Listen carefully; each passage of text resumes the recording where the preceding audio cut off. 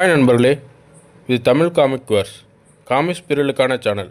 வாங்க இன்றைய மர்மமான கதைக்குள் போவோம். அந்த மழை இரவு நியூயார்க் நகரம் அமைதியில் மூழ்கியிருந்தது. ஆனால் அந்த அமைதி நீண்ட நேரம் நீடிக்கவில்லை. அதே இரவு ஒரு செல்வந்தரின் மகள் தடயமின்றி காணாமல் போனாள். ஏதோ ஒன்று இங்கு சரியாக இல்லை. டிடெக்டிவ் பிளேக் அவள் 3 மணி நேரமாக காணவில்லை. அறையில் எந்த சண்டையின் தடயமும் இல்லை. டிடெக்டிவ், இந்த மாளிகையில் மொத்தம் 6 பேர் வசிக்கிறார்கள். காணாமல் போன எமிலி சின்க்ளர், அவருடைய தந்தை ரிச்சர்ட் சின்க்ளர், மாற்றாந்தாய் விக்டோரியா சின்க்ளர், மாமா எட்வர்ட் சின்க்ளர், வேலைக்காரி மார்த்தா ரீட் மற்றும் பாதுகாப்பு காவலர். அவர்களை ஒவ்வொருவராக சந்திக்க வேண்டும். சரி, அவளுடைய அறையை பார்ப்போம். முதல் தடயம் ஏவி. இந்த பேர் எங்கோ கேட்ட மாதிரி இருக்கு. இரண்டாவது தடயம் ஒரே ஒரு கால் தடமா? ஏதோ சரியில்லை. என்ன நடந்தது? ஒவ்வொருவராக சொல்லுங்கள். இன்று இரவு 10 மணி அளவில் அவளை கடைசியாக பார்த்தேன். அப்போது அவள் தன் அறையில் தான் இருந்தாள். இரவு 10 மணி அளவில் அவளை பார்த்தேன். அவள் சோர்வாக இருந்தால் ஓய்வெடுக்க போவதா சொன்னால். அதற்கு பிறகு நான் என் அறைக்கு சென்று விட்டேன்.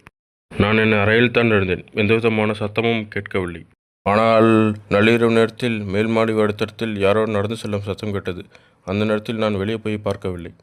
சரியாக 11:46 PM. அதற்கு பிறகு CCTV வெட்டடிப்பு. இது திட்டமிட்ட வேலைதான்.